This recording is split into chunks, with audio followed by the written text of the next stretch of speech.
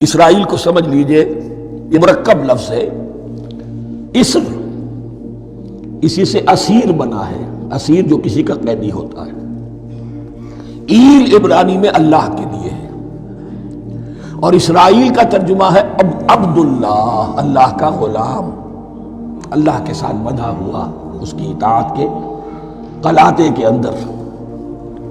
تو یہ اسرائیل یہ لقب ہے حضرت یعقوب علیہ السلام کا۔ ان کے 12 بیٹے تھے، 12 بیٹوں سے جو نسل چلی وہ بنی اسرائیل ہے۔ انہی میں حضرت موسیٰ کی بعثت ہوئی اور تورات انہیں دی گئی، پھر یہ ایک بہت بڑی امت بنے۔ ان پر 4 ادوار آ چکے تھے قرآن مجید کے نزول کے وقت۔ 2 مرتبہ اللہ کی رحمت کی بارشیں ہوئیں، انہیں عروج نصیب ہوا۔ 2 مرتبہ ان کو دنیا پرستی، شہوت پرستی، اللہ کے احکام کو پس پیش ڈال دینے کی سزا میں عذاب کے کوڑے ان پر برسے۔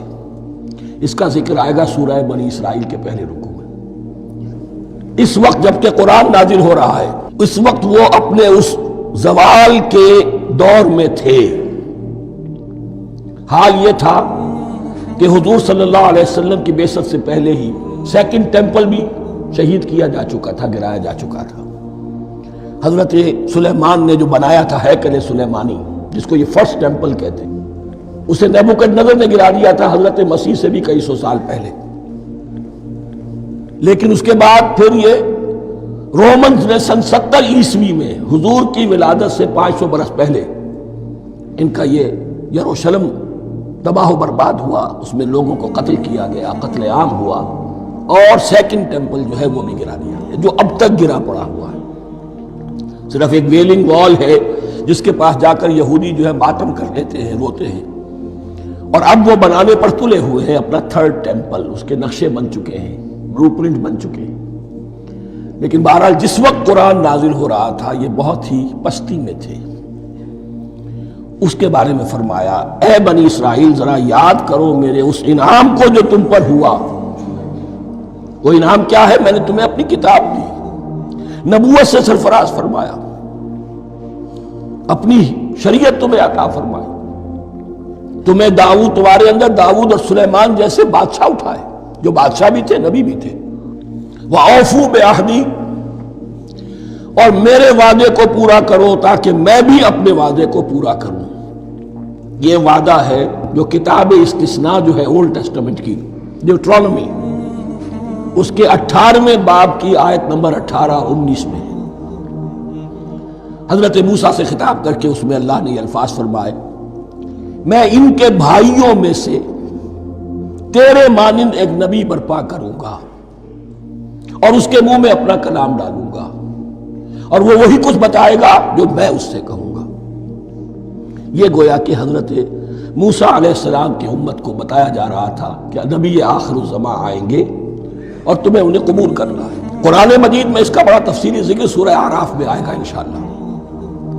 لیکن یہاں فرمایا اوفوا بعہدی اوف بعہدکم، تم میرا عہد پیرا پورا کرو، میرے اس نبی کو تسلیم کرو، اس پر ایمان لاؤ، اس پر کی صدا پر لبیک کہو، تو میں تمہیں میرے انعام و اکرام اور بڑھتے چلے جائیں گے۔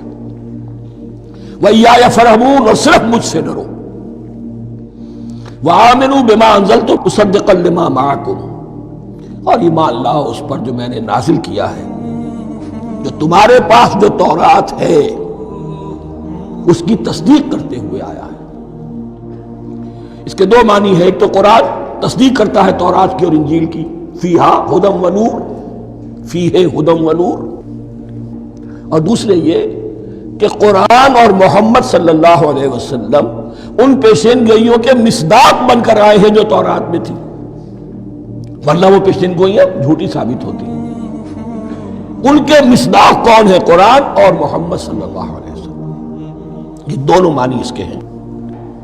وَآمِنُوا بِمَا أَنزَلْتُ مُصَدِّقًا لِمَا مَعَكُمْ وَلَا تَكُونُوا أَوَّلَ كَافِرٍ بِهِ، اور دیکھو تم ہی سب سے پہلے ان کا کفر کرنے والے نہ بن جاؤ۔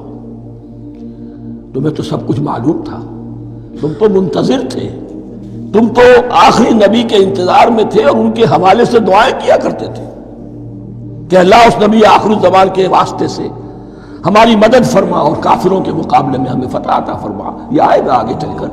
اسی سورۃ بقرہ کے اندر. لیکن اب تم ہی سب سے بڑھ کر کافر ہو گئے, تم ہی سب سے بڑھ کر دشمن ہو گئے.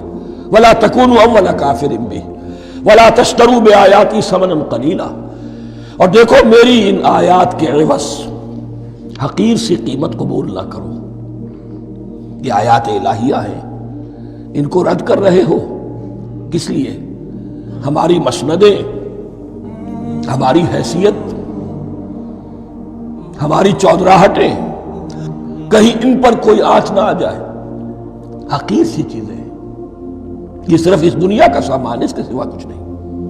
وَلَا تَشْتَرُوا بِآيَاتِي ثَمَنًا قَلِيلًا وَإِيَّايَ فَاتَّقُونِ, اور صرف مجھ سے تقوی اختیار کرو, میرا تقوی اختیار کرو. وَلَا تَلْبِسُوا الْحَقَّ بِالْبَاطِلِ وَتَكْتُمُوا الْحَقَّ وَأَنْتُمْ تَعْلَمُونَ, اور نہ گڈمڈ کرو حق کے ساتھ باطل کو, اور مت چھپاؤ حق کو, ذرا حالے کہ تم جانتے ہو. یہ بات اچھی طرح نوٹ کر لیجیے, جانتے بوجھتے کر. ایک ہے مغالطے میں کرنا, وہ ضلالت ہے, گمراہی ہے. ایک جان بوجھ کر کرنا, حق کو پہچان کر اسے رد کرنا, یہ پھر اللہ تعالیٰ کے غضب کو دعوت دینا ہے. ریت آف اللہ, اس کے غضب کو دعوت دینا ہے کہ حق کو پہچان کر اس کی نفی کی جائے. وَأَنْتُمْ تَعْلَمُونَ. علماء یہود, قرآن مجید میں آگے چل کر آئے گا, ایسے پہچانتے تھے محمد کو اور قرآن کو جیسے اپنے بیٹوں کو. یعرفونہ کما یعرفون ابناہم, ایسے پہچانتے ہیں جیسے اپنے بیٹوں. وَأَقِیمُوا الصَّلَاةَ وَآتُوا الزَّکَاةَ, دیکھو نماز قائم کرو, زکوٰۃ ادا کرو. وَارْکَعُوا مَعَ الرَّاکِعِینَ, اور جھکنے والوں کے ساتھ جھکو. یہ اول تو رکوع کو انہوں نے اپنے ہاں سے خارج کر دیا تھا, ثانیاً باجماعت نماز ان کے ہاں ختم ہو گئی تھی. وَارْکَعُوا مَعَ الرَّاکِعِینَ, جماعت باجماعت نماز کی طرف اشارہ ہے.